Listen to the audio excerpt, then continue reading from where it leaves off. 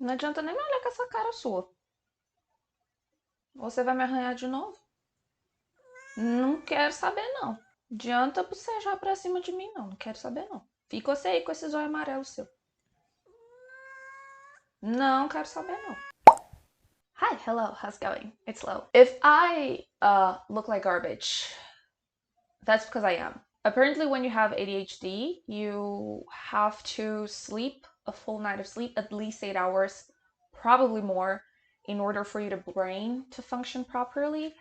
Um, which is troublesome when you have insomnia. So, love that for me. Anyway, once I'm done with this, I'm gonna pop a Xanax and I'm gonna sleep for like 12 hours. But before I do that, let's discuss Witches Part 2 Electric Boogaloo. Yay! Last week, we discussed the idea and the formation of the modern conception and the modern idea of a witch. But today, I want to go a little bit deeper. If you just found this video, hi, how's it going? This is the second part of a 3-part video series where I'm discussing witches and the figure of witches and, a lot of leftist business regarding witches. So probably you won't understand a lot of the things that I'm going to discuss if you don't watch the first part, so I'm going to link in the cards up above. You can go and check that out and then come back here. But just so we can depart all from the same point, let's do a quick recap on what you missed last week on Low Reading Things. The first thing that we discussed in the last video was that leftist cisgender men put my spiritual development at risk. The second thing that we discussed was that the idea of a witch, as we know her to be, is a late medieval, early modern age construct. Then we discussed how witch burnings actually happened during the early modern age, specifically during the scientific revolution. The next thing is that devil worship and the association of witches with the devil worship was actually a part of the thing that made witches to be an enemy of the faith and therefore be persecuted. And finally, the construction of women as easier to tempt by the devil was a key part in the construction of women as irrational beings, which would come later on in world history. Today, what we're going to do is we're going to depart from that, and we are going to try to understand how did witch burnings shape society in order for it to become the way that we know society nowadays to be. And to do this, we are going to finally do a full deep dive into this book. This is Caliban and the Witch, Women, Body, and Primitive Accumulation by Silvia Federici. One of my favorite books of all time. I've said this many times. Again, just look at the tabbings. I did a lot of them. But also, the edition. You can hardly beat something like this. Like, they didn't need necessarily to go this hard over this book, but they did. And I'm so happy that they did, because then I can flex this everywhere I go. I love this book. This series of videos is basically just me showcasing all the beautiful witch books that I own. And I'm not sorry about that. Once again, as we say in Brazil, editorial brasileiro bota editorial estadunidense pra mamar. Like, just look at the American cover of this book. Like, look at this. Take a look at this. Look at this. Look at this. Okay? And look at this. Right, again, this, okay? And this. I rest my case. Please leave an F on chat for all those poor souls who can't get access to Brazilian editions of books. Specifically, today we'll be looking into chapters 2 and 4, which is the Accumulation of Labor and the Degradation of Women, and the Great Witch Hunts of Europe. The book obviously has more chapters. She actually also has a very interesting chapter on the impact of witch hunts on the colonies and how this has also shaped colonies and this has also shaped colonization. This, however, is a discussion for next week. We today are going to discuss the impacts of witch burnings on witches, and more importantly, how did those great witch hunts actually take place. But before we get into that, I actually have a couple of disclaimers to make. The first disclaimer is that my dad now knows that I have a YouTube channel, so he might be lurking around in the comments, so drop a hi lows dad in the comments so he knows that he's seen and appreciated. My dad is more easily baited than your average Twitch streamer though, so I suggest you do not fuck around and find out. The second thing is that we need to establish here the difference between women as identity and women as a category of analysis. This discourse has been spruced up again by Margaret Atwood coming out of the wood as a TERF, which surprised absolutely no one. But anyway, she posted the other day on Twitter, why can't we say women anymore? And I'm like, oh shit, all those old white feminists are dumb as fuck. We need to understand the differences between women as a category of analysis and women as an identity. And I went over this on Twitter a little bit, but I think it's also important to make this clear in this video. But what I mean by that is that because a lot of TERFs actually are stupid, it becomes really important for me that I actually put these two terms and these two usages of the word woman in perspective. The first usage is women as identity. So, like myself, I identify as a woman. This is the label that I use for myself. I'm very comfortable with it. I feel very seen and represented in it. It does not make me uncomfortable at all to be called a woman. That's my personal identification. And because I identify with the gender that was assigned for me at birth, this makes me a cisgender woman. Transgender women, on the other hand, identify as women, and therefore they are women.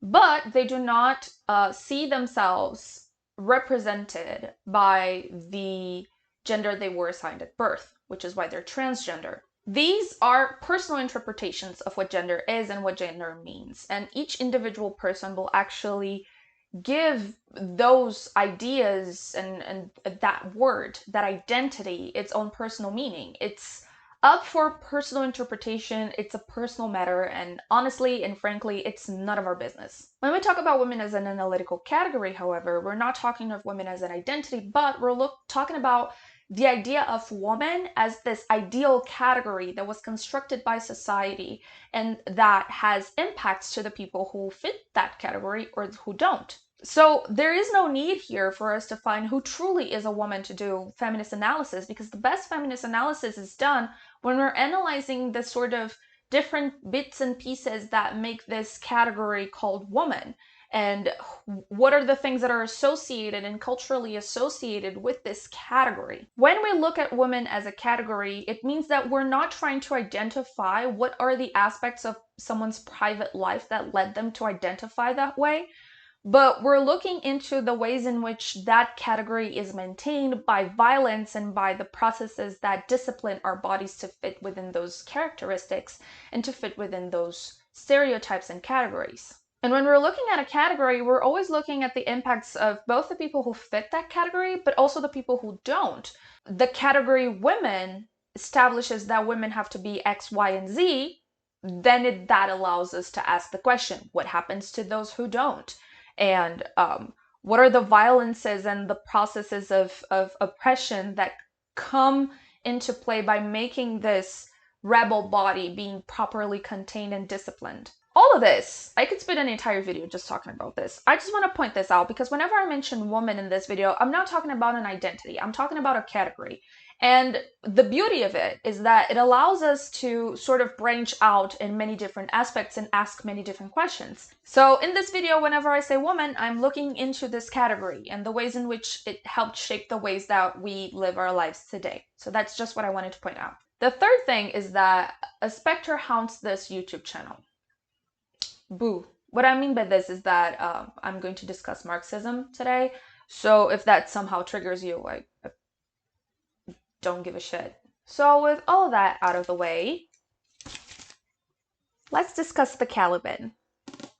Silvia Federici is an Italian writer and author who was a huge part of the Marxist feminist in the 1970s towards the payment of women's works. Basically, it was called Wages for Housewives. And it wanted to develop a public policy that women would be paid for doing domestic labor and domestic work at home. I don't really agree with this sort of take, and I don't really agree with this sort of activism. I tend to side with Angela Davis when Angela Davis says that reproductive work in the stage of capitalism that we are now tends to be very repetitive and dull and tends to cause a lot of harm to the women who have to do it. Paying this work to be done would not fundamentally change the structure of housework as it exists today, so we have to fundamentally change it. Something that Angela Davis argues can mostly be done through automation of domestic chores, which I can attest to because for the first time in 25 years, I have a dishwasher. That shit has changed my life. I'm a new person. I like cleaning the kitchen now. It's like my moment. I just put things in the dishwasher and I press a button and then they're clean.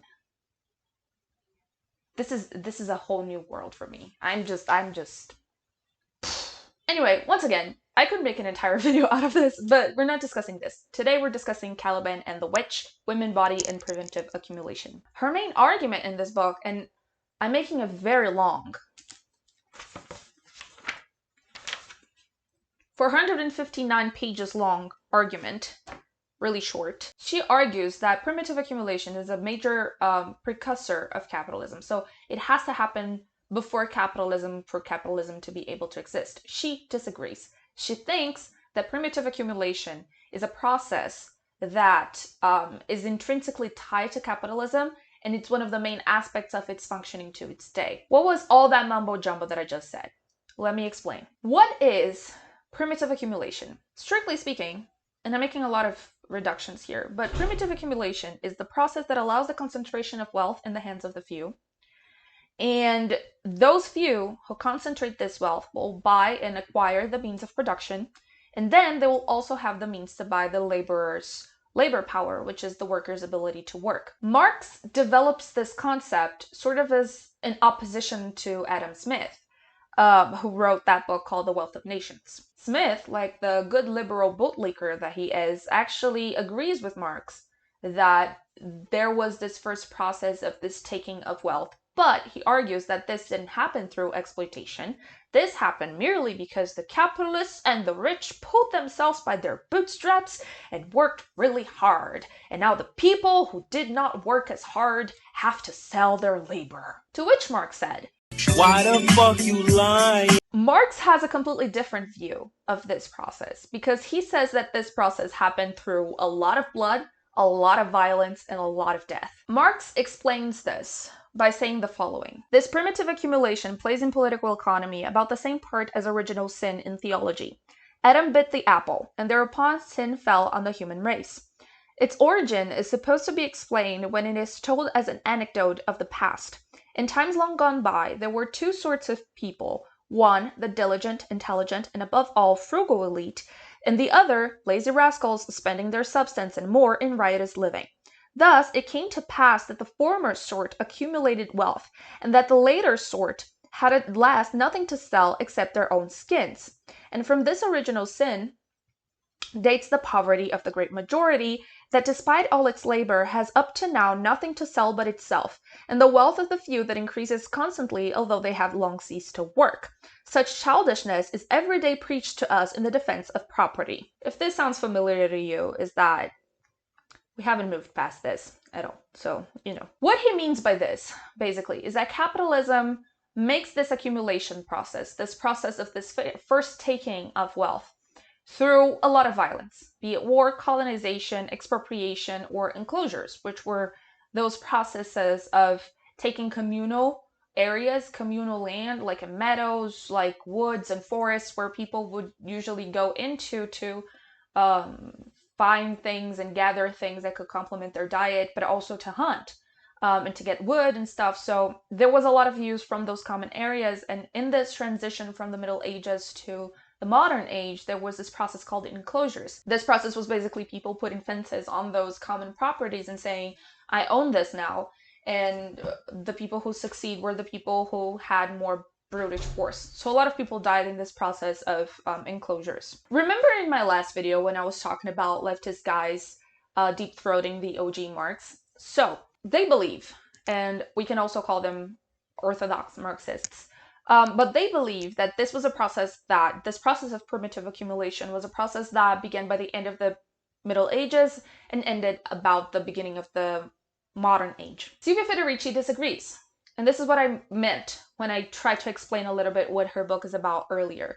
She basically thinks that this was not a one and done thing, and that capitalism sustains itself by consistently doing this sort of primitive accumulation in different aspects of life. This is a process that has to constantly be redone. As much as the world becomes globalized, this is a process that is also increasingly taking up speed. We're always expropriating and we're always exploiting people. Like, this has never ceased to exist. And so it's sort of naive, in her view, and I tend to agree, to say that, there was this first taking of the wealth and now this is gone.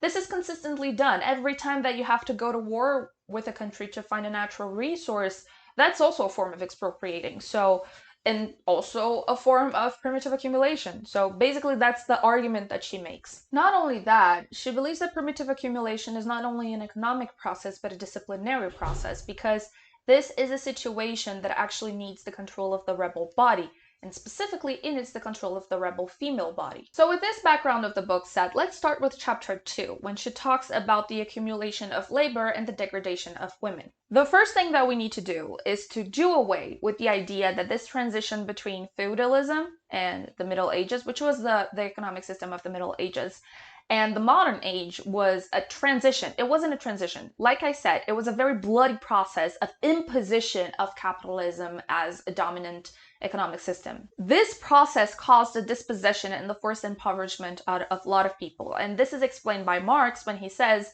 that this concentration of wealth also needs the concentration of poverty and concentration of dispossession, because you need to make people poor enough that they will willingly sell their labor in order to survive. This is what this process of primitive accumulation does. It takes the wealth that is distributed between people, it takes this wealth, creates a landless proletariat, and this landless proletariat eventually has to sell itself as labor force.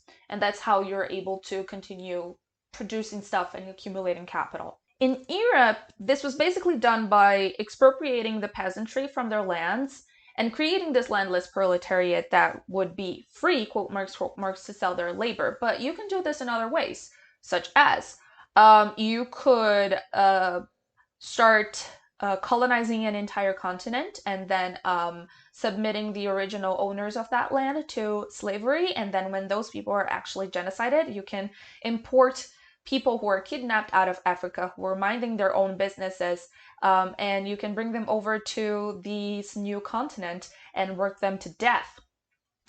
But I'm sure no one's going to do that. But here's the thing, this is a process that requires a very delicate balance, because you need an existing pool of workers, yes, but you need a pool of workers that is not too small that you will have labor shortages. And so you won't have people to perform the labor that you need them to perform. But it also can't be too big, where a lot of people are going to be unemployed, will cause an economic crisis, and then people will start challenging the system. So this is a very delicate balance on the amount of labor force available for exploitation that you need. There are a lot of things that go into making this sort of balance take place and work. You have to convince people that their exhaustion and their insatisfaction with their labor is not something that is systemic, but is something that is on a personal level, is an individual flaw. Same thing with people who are unemployed. People are not unemployed because of a systematic issue. They are unemployed because of their own personal issues. And this is what the system leads people to believe. So it removes the blame from the system and places the individual blame on the individual. So this is one of the ways that you can do this. But more than that, in order for you to control the amount of labor force that is available for you to exploit, you need to control the reproductive body. There is no way around it. More than that, you have to raise and rear this worker that is born by making it be prepared to be a laborer. So you're not only raising people, you're raising laborers. They have to be born and they have to be raised in a certain way. How do you do this? Exactly, by controlling the uterus. Why do you think reproductive rights are such a big theme and have always been a big theme? Capitalist control, baby. And suddenly, and going back to witchcraft, because I know I sort of did a whole parenthesis over there, but suddenly the wildness of the Maleus Maleficarum doesn't really sound that out of place. This is a moment where Silvia Federici identifies in her second chapter that will happen a degradation of women and a degradation of women's work. Reproductive work and reproduction work, as in the work of pushing a laborer out and then raising that laborer, stops being seen as something that was sort of a shared responsibility, but also something that was an individual responsibility of the uterus possessor, and something that was a private, isolated, individual practice that was a woman's job. So this is not a practice that has any intrinsic value in it, because you can't sell it. You can't sell care. You can't sell affection. You simply, like, everything that is involved in the making of a laborer, in the making of a person, really, you can't sell that. It's impossible for you to sell affection. It's impossible for you to sell the care of a mother bringing up a child. It's impossible for you to do that. And it's not by lack of trying. If they could, capitalism would actually sell it, but it's impossible. And so because there's no possibility of profit to be found in this work, this is a work that starts being increasingly devalued. In medieval times and in the Middle Ages, you had production to consumption, which means that everything that was produced with the exact purposes to be consumed immediately after. So if a woman would actually bake the bread, that woman would bake the bread for the bread to be consumed. And there would be no possibility of that bread coming from anywhere else unless that woman was willing to trade something that she was good at for some bread that another person was good at. So the way that this worked, this communal system sort of worked, made it sure that there was very little waste, but also that women were incredibly important parts of this. When you start producing things for profit, and especially when you come to the time of the Industrial Revolution and start mass manufacturing things, then that becomes a problem, because that work of feeding and clothing, etc., that is a responsibility of the mother, yes, but that starts being bought and starts being made available by the money brought in by the father, who is now the laborer and is the breadwinner. The Malayas actually marks a major shift. Women's work stopped being seen as important and incredibly relevant and began being seen as something that was inherently devalued. Like, there is no intrinsic value in doing this work that women do. And even when they're paid for it, as is the case with domestic servants and domestic workers, they're paid very little because there is no intrinsic value in this labor that they are performing, and therefore this work should not be paid that much. What this means is that when you take away women from jobs and labor positions, really, that were possible to create some sort of financial emancipation, it was very common for women to own and run taverns, for instances. So women were in a position where they could have some financial freedom when they were able to sort of make money or sort of make a living out of those practices. But when that is done, they become exclusively dependent on the breadwinner and the head of the household, many quote marks. And so you create sort of a vicious cycle. This woman becomes dependent on this man, and she can't work because the work that she does pays jack shit. It's not enough to keep a family. This man has to go out and he has to work. He has to work because he has a family to keep fed and housed and clothed. And this woman actually has to keep up and make sure that this man has the material conditions to go to work and make money to be able to keep everyone housed and fed, which means cooking the food, cleaning the house, patching the clothes, making sure that no one is sick because of lack of hygiene, making sure that everyone is in a good mood so that everyone can go to work with a good mood and make good money. So all of that becomes sort of women's work because of this relation of dependency that is created when you forcibly expropriate women from this position of being able to produce things that had inherent value to them. This is obviously a vicious cycle, and this vicious cycle is what we call the sexual division of labor. This is obviously something that did not happen without resistance. Remember the national state that we're talking about earlier with Hobbes and etc.? Yeah, the function of the state begins in this very moment. As the youth would say, the national state has 3 moods, and that's it. It disciplines the labor force, it dispels social dissent, and makes sure that laborers stay in their allotted labor positions. So in the case of women, it makes sure that women stay in this position of providing reproductive and reproduction work. So through state policy, and this was a state policy that began around the time of the publication of the Malleus Maleficarum, when you have this public policy, you're actually creating the figure of the nuclear family. You have the mother who is responsible for the private matters and the emotional well-being and the physical well-being. She's going to keep everyone fed, everyone clothed, she's going to educate the children, etc., etc. And then you have the dad, who is the breadwinner. He goes out, he makes the money, he comes back, he does nothing. Nothing in this house in this is this work. He doesn't have to do anything, the woman is going to do for him. And so this incipient national state started rewarding families for children and for keeping this nuclear family and actually getting married and whatnot, and started punishing deviant sexual behavior that was not productive, as in would not generate kids. And yeah, buddy, that's where homophobia came from.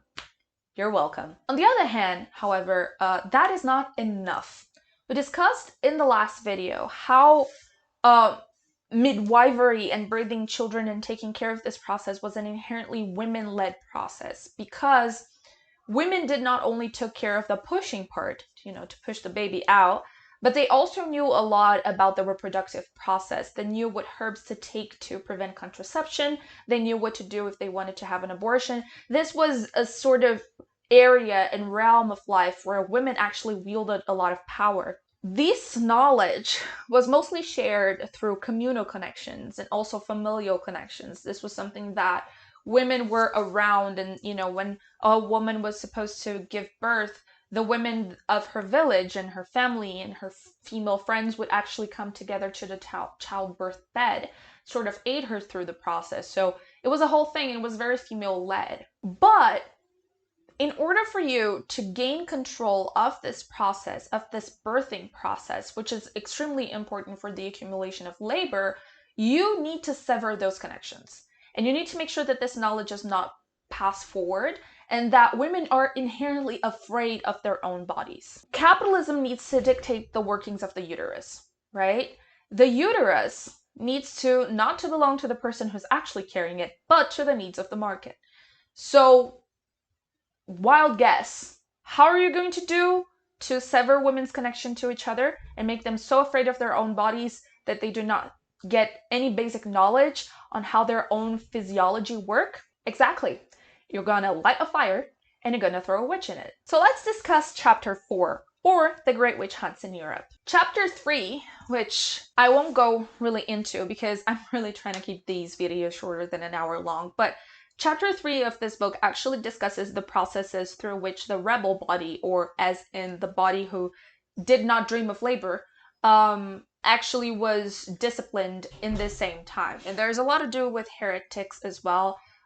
She talks a lot about the Anabaptists and how the Anabaptists would have sort of communal property, and this was something that was also part of the fact why the Anabaptists were so hated. But she discusses this quite thoroughly in this chapter, and she also talks about a sort of process of this medicalization of bodies, which will sort of confine people into this space of the free paid labor. This is the beginning, or at least the first instance of a technique of control that was named by a philosopher called Michel Foucault. You could probably heard about him every once in a while.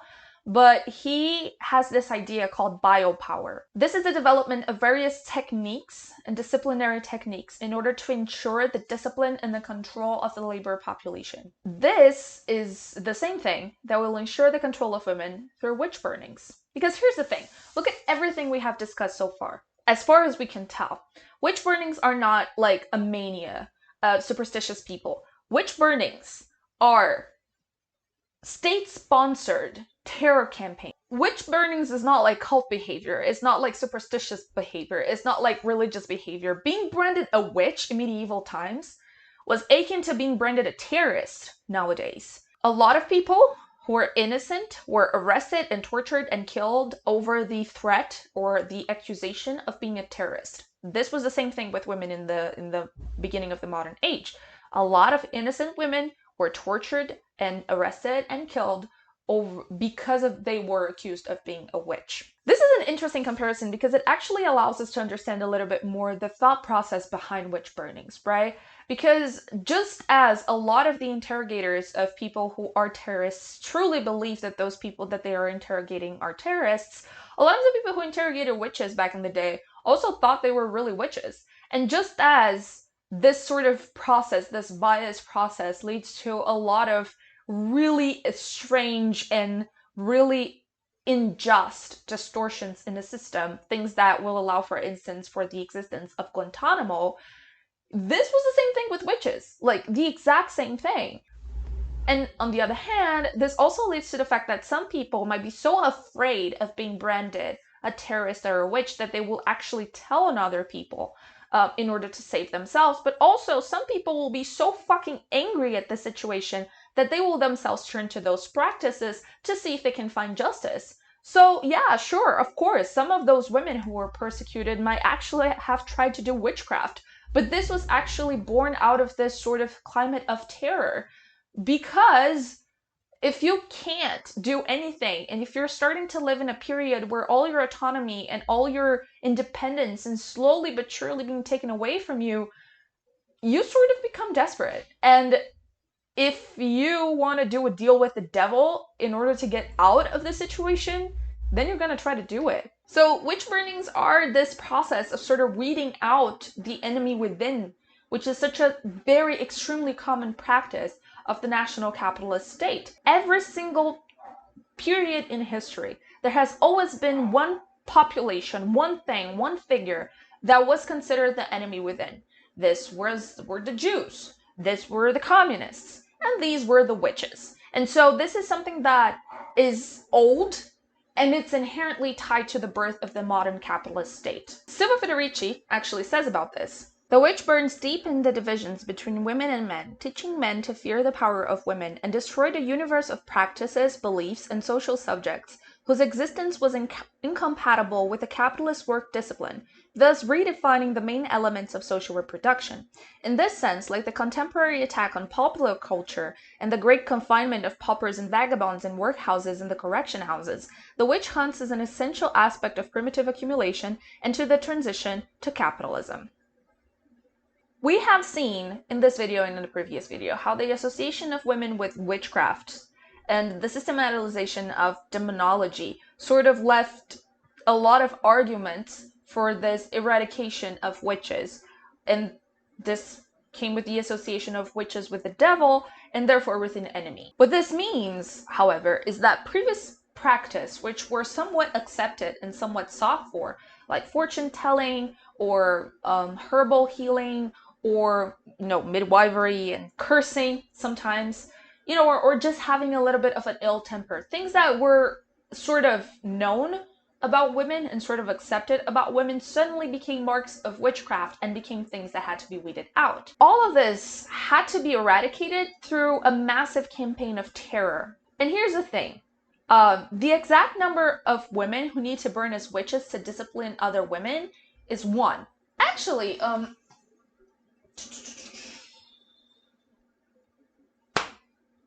my god, someone fucked with my bookshelves. Oh my god, everything is out of order. Who messed with? Oh my god. Oh no.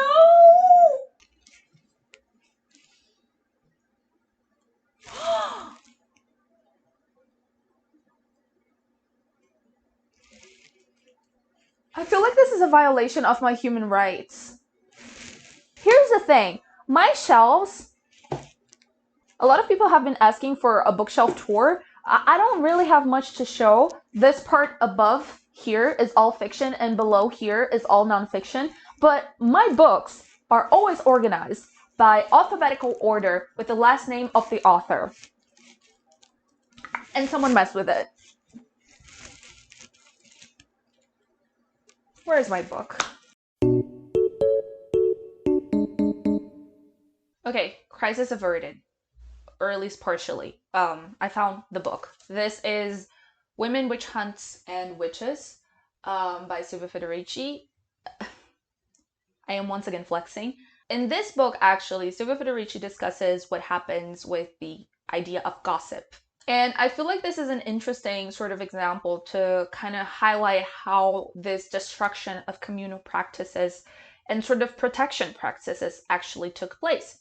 Because women, in the medieval times, the word gossip sort of meant friendly chat between women. After the witch hunts, however, this began having the negative connotation that it still has to this day, like someone being a gossip, which is something that, again, was in the Malleus Maleficarum when he was talking about how women have loose tongues. So gossip was not only a way to pass knowledge forward, but also to warn other women and to sort of build alliances and resistances. Like even today, if you say to someone like, hey, person X is like bad news, you shouldn't mess with him. I know that he did X, Y, and Z to his ex-girlfriend. People will call you a gossip, when in fact, this is a practice of sort of letting other women know and letting other women be safe that is ancient and was sort of criminalized and used as proof for witchcraft in many instances. But it was criminalized because it allows for the creation and coalition of women as allies. And you can't have that. Not only you have to make women afraid of talking to each other, they have to tell on each other. They have to go against each other in order to be able to ensure that they will survive that horror. And so you have a lot of women, sort of a lot of midwives, a lot of neighbors, a lot of sisters, a lot of women turning on women. And this is usually used to people who say, oh, but the witch hunts weren't misogynistic. In fact, it was a proof of female rivalry. It really wasn't, because if you know literally anything about trying to survive, you know that people will turn on each other. That's the whole point of it. So in order to keep themselves safe, women sever their connection to one another. And so they sever the possibility of sharing their joys, but also to sharing their pain and also to share warnings with each other. So, for instance, if a woman became a victim of domestic violence, like I said, like I gave this example before, and someone would go around telling people that, you know, the blacksmiths actually beat his wife, she will be burned at a gossip, and that could land her in trouble. And so you learn how to leave those things. Instead of protecting other women, you try to protect yourself by sort of leaving those things behind and not really talking about it and not really drawing too much attention about it, which in turn makes women isolated and extremely vulnerable. So here's another interesting tidbit and another thing that is important to understand this relationship between witch burnings and women and the rise of capitalism. Capitalism needs the control of women as much as it needs the control of nature. There is this really interesting author that I really like. So if you're interested in eco-socialism and a sort of ecology outlook on Marx, I highly recommend him. He's called John Bellamy Foster. And he has this book called Marx Ecology. And in this book, he sort of argues that for Marx, the primary alienation of labor, or sort of the first way in which the worker is detached from what he's actually producing, is sort of indebted to a process of alienating men from nature.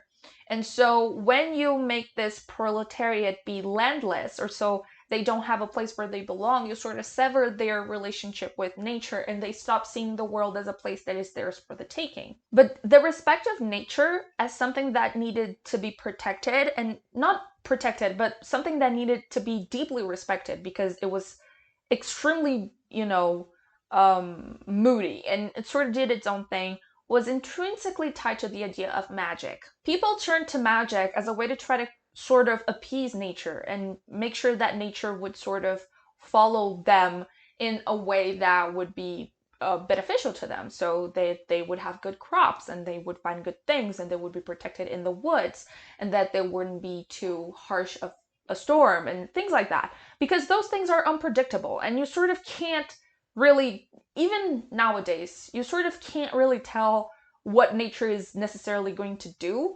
Like you can sort of forecast and foresee it, but nature still has a wild card to it.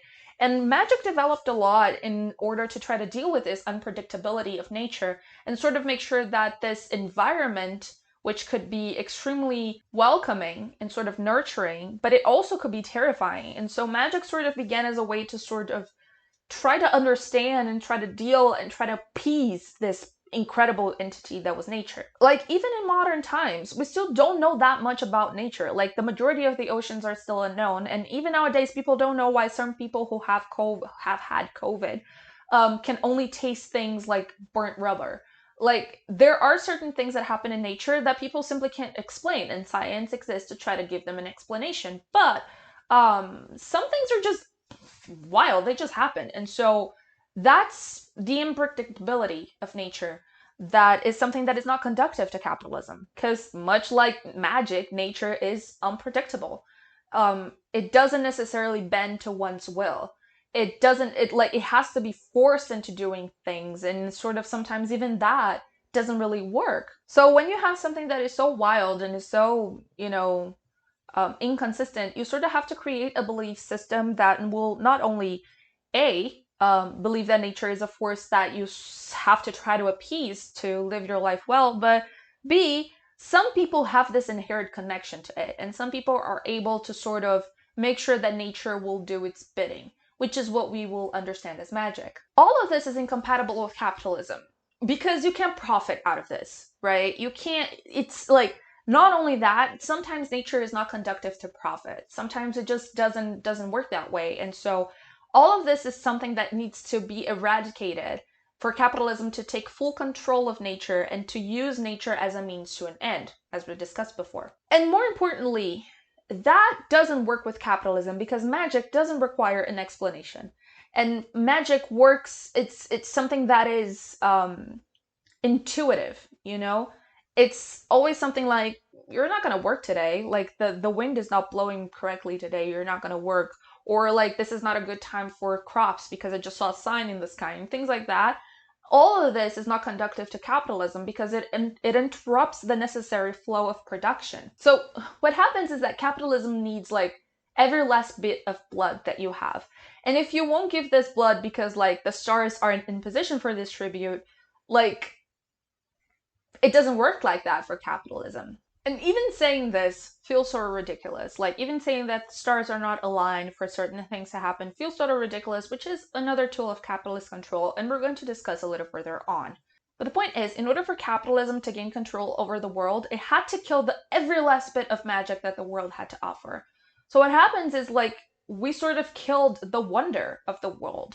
Like, we always have to know why do things happen the way that they do, and sort of we live our lives in constant anxiety trying to understand every single last bit of thing that happens to us. We're not able to appreciate like the happenstance.